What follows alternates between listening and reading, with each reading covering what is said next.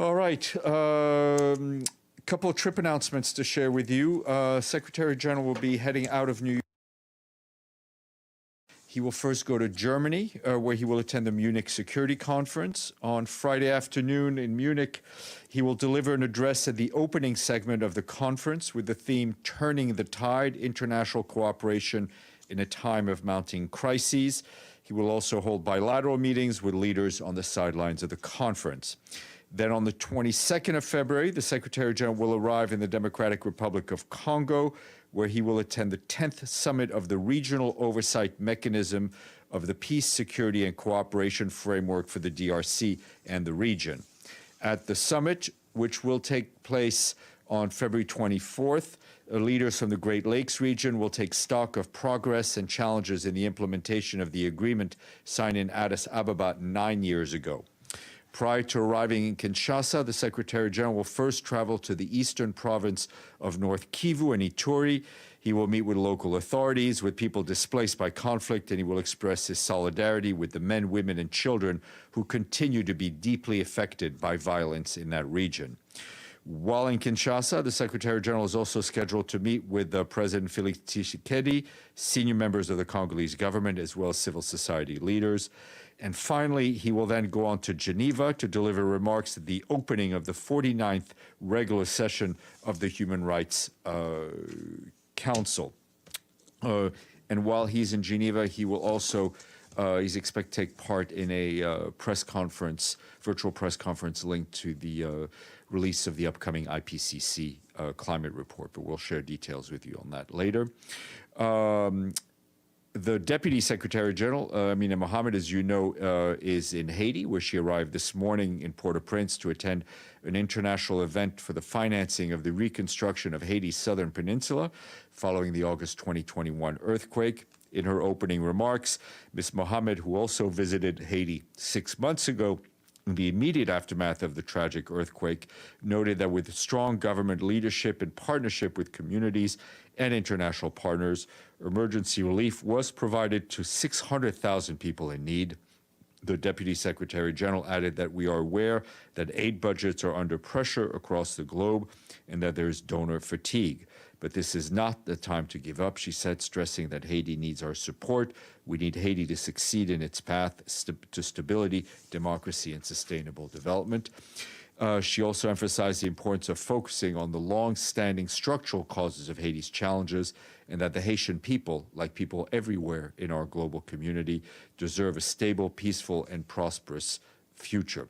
This afternoon, the Deputy Secretary General is expected to meet with senior Haitian leaders as well as UN officials.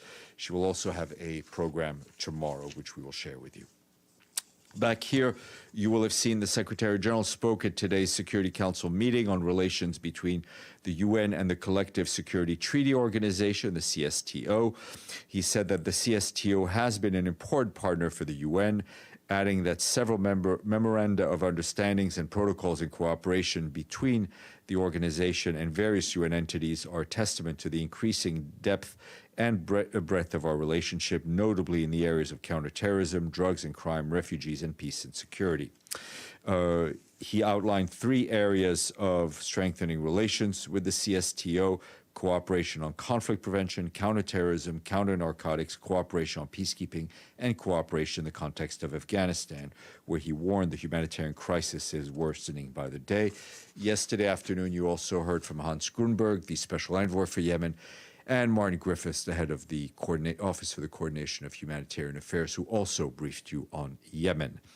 A humanitarian update on Libya, where the humanitarian situation has improved in the past year with a 40% reduction in the number of people in need. It's to 800,000, down from 1.3 million in 2021, and a steady decrease of the number of internally displaced persons.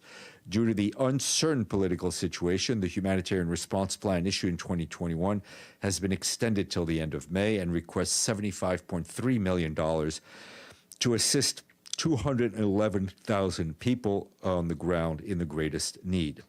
A contingency plan is also in place should the security situation deteriorate.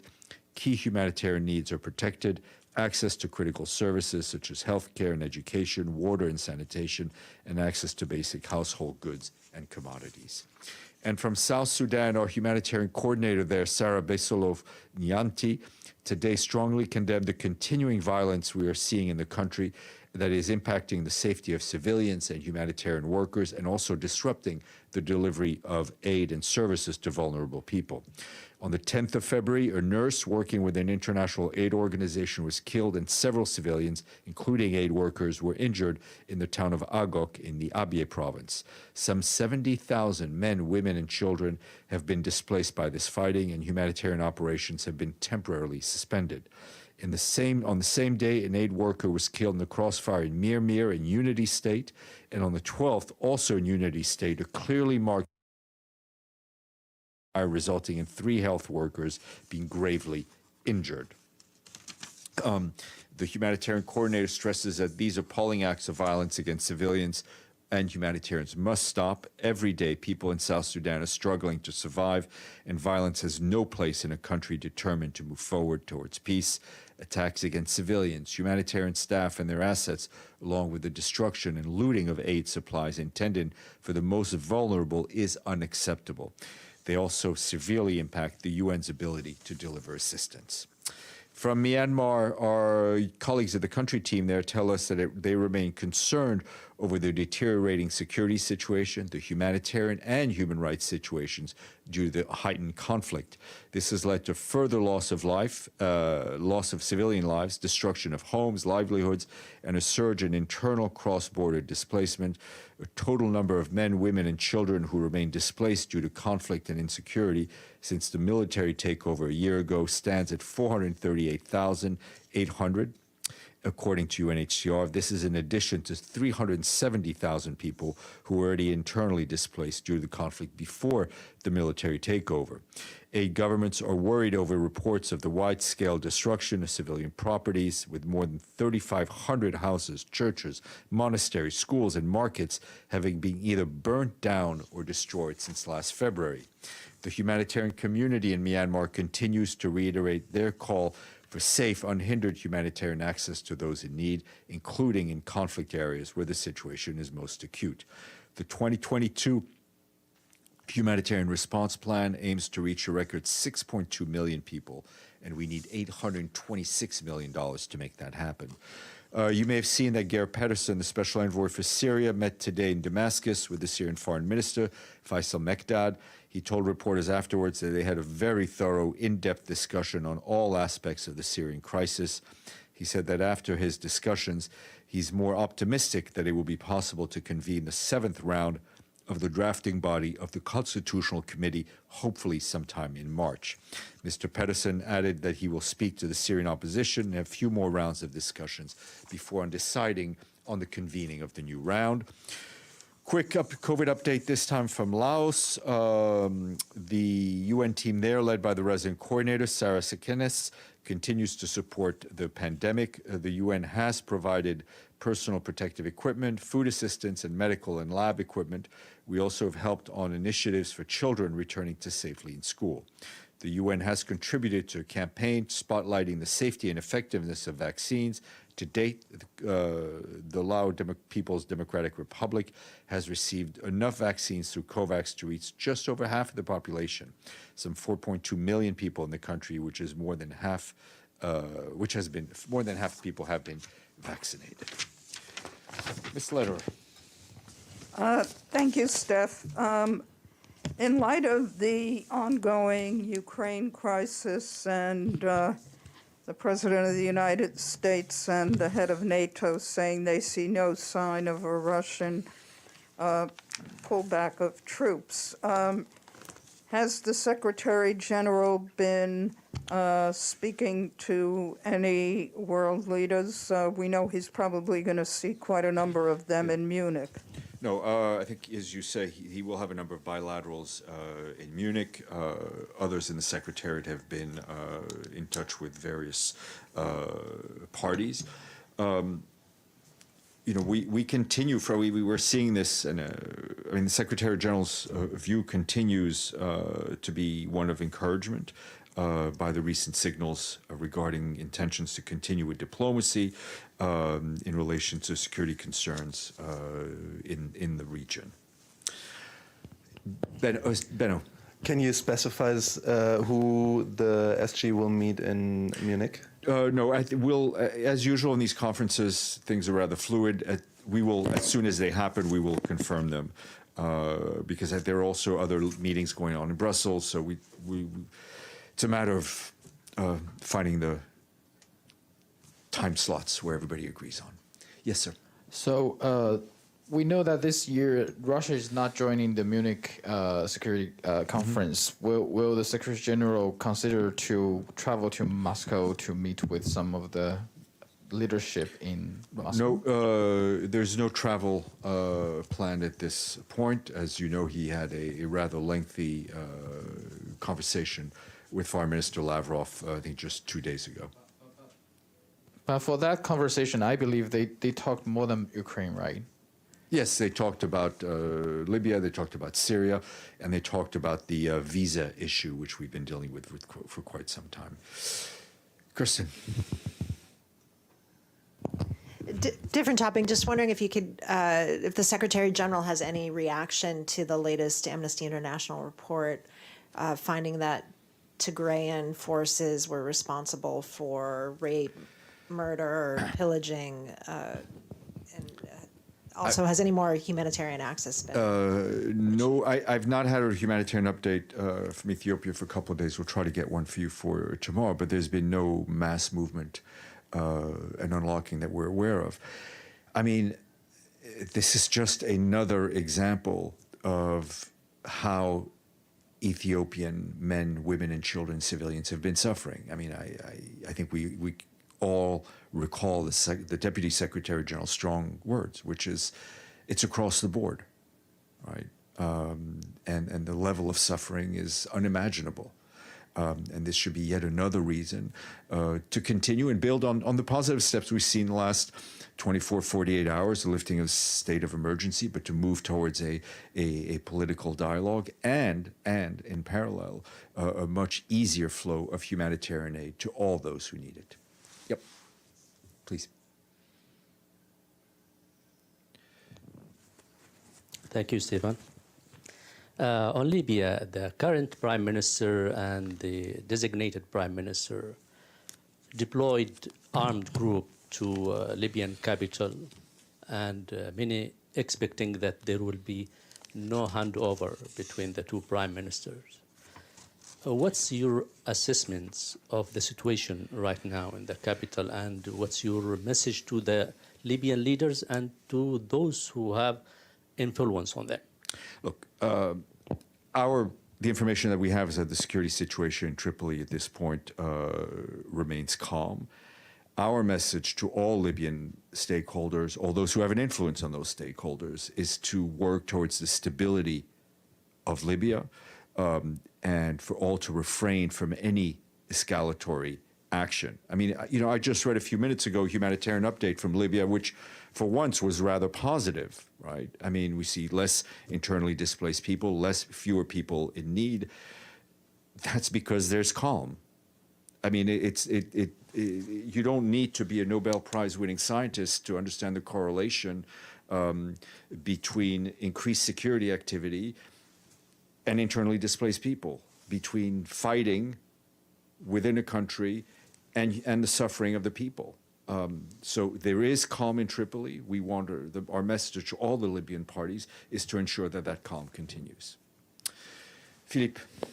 Merci Stéphane. Au vu des changements, des développements au Mali, est-ce que le secrétaire général considère que la MINUSMA restera indispensable dans ce pays après l'expiration de son mandat en juin?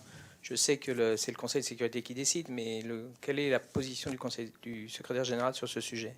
Je vais répondre en français, and then I'll answer in English.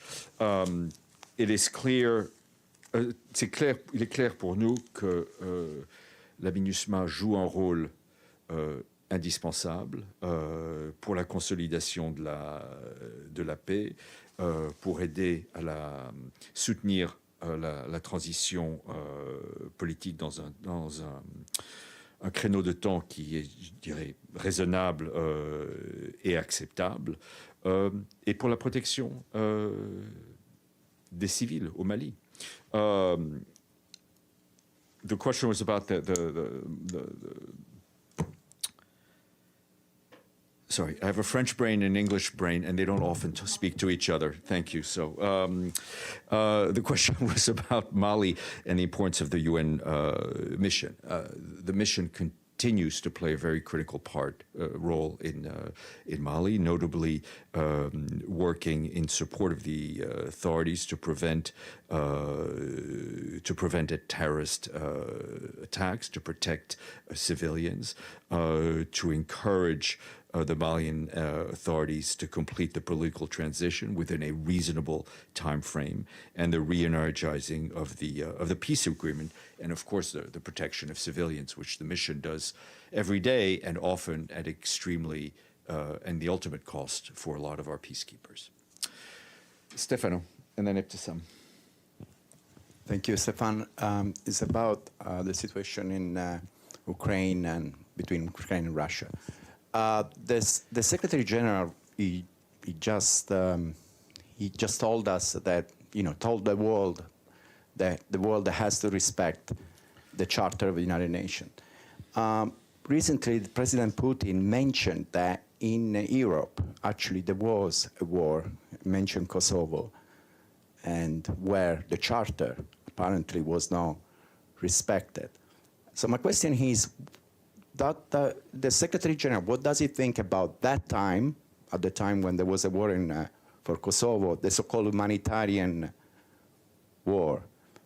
Because there is a possibility, the Americans think that provocation, the Russian, a motive for the Russian to invade Ukraine will be like a situation humanitarian to protect the Russian-speaking people there and so on. So what is the position of the Secretary General about the humanitarian war and when the Charter actually is not respected?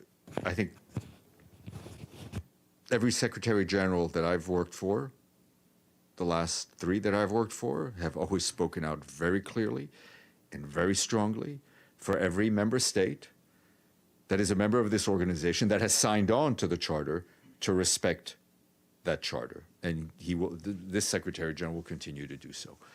Ibtisam. On the occupied Palestinian territories, the Israeli forces killed yesterday another Palestinian teenager. Do you have any comments on that? I mean, we're obviously following that situation. We're very concerned about the increased violence that we've seen in the occupied Palestinian territory, and including East Jerusalem. And we'll check with our colleagues. Sheikh Jarrah, as you know, the eviction is, or the danger of eviction is continuing. But my question is, did Mr. Winsland visited Sheikh Jarrah? Because I tried to find out if I ever saw any visit of him since last year, and I will check. Don't recall. I don't know off the top of my head. I know other UN. There've been other UN representation on the ground as part of the UN team, but I will check about him. Let me go to the screen before we come back to the room. James Reinl, and then Joe Klein. Thank you, Stefan. It's a question about yesterday's Security Council meeting on Yemen, which you've already mentioned briefly. But in the meeting, the UAE ambassador accused Mr. Grunberg, the Secretary General's envoy, of appeasement, of not going hard enough at the Houthi rebel group. Now you've had time to digest the claim. How do you feel about it in the Secretariat? Is that a fair assessment? Look, the role of the Security Council debates is for every representative, every member of the Council to express themselves, not for me to comment on that. All I can tell you is that the Secretary General has full confidence in the work of Mr. Grunberg and the way he's been going about his work. And I think our messaging in condemning in condemning attacks on civilian and civilian infrastructure has been very clear. Joe Klein, please, and then Abdelhamid. Okay, thank you. What comment does the Secretary General have to Trudeau's imposition of what he considers to be martial law against peaceful demonstrators, including arrests, freezing of their bank accounts, etc.? I have no particular comment. I'd say that it's also every government's responsibility to ensure the safety of their citizens through accepted legal framework, and that people also have a right to demonstrate peacefully. But this is the invocation of emergency legislation that was really intended to be directed at terror activities, now being used directed at Canadians. And these are peaceful demonstrations, and you've often commented from the podium about and stressed that every government has an obligation to respect peaceful expression and peaceful assembly, and that's not happening in this case. Well, I think I will stand by what I.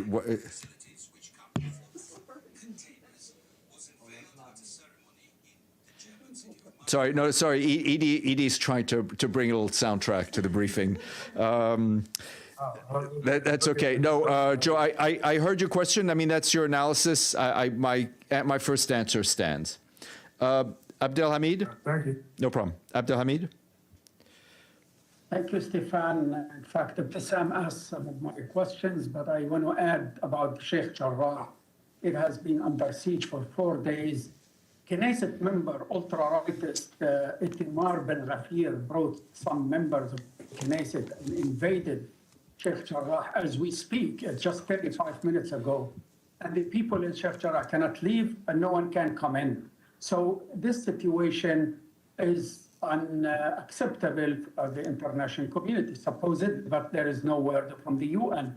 And my question also to you, when you say, yes, you are concerned about the